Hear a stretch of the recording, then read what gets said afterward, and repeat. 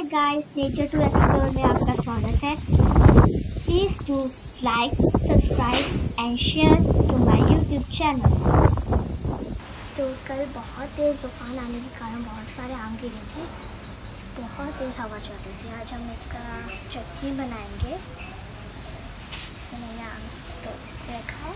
मेरे पीछे आप आम का पेड़ देख सकते हैं। इसके ऊपर बहुत कम आम लग रखे हैं, आप देख सकते हैं, बहुत कम है। ज़्यादातर नीचे गिर के थे। नीचे बहुत गंदा हो रखा है, बहुत सारे पत्ते हैं।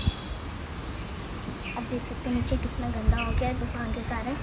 पानी भी है, पत्ते भी गिर रखे हैं, कुछ आम फटके भी गिर रखे हैं। वैसे तो देख सकते हैं, मैं इसे छील रही हूँ।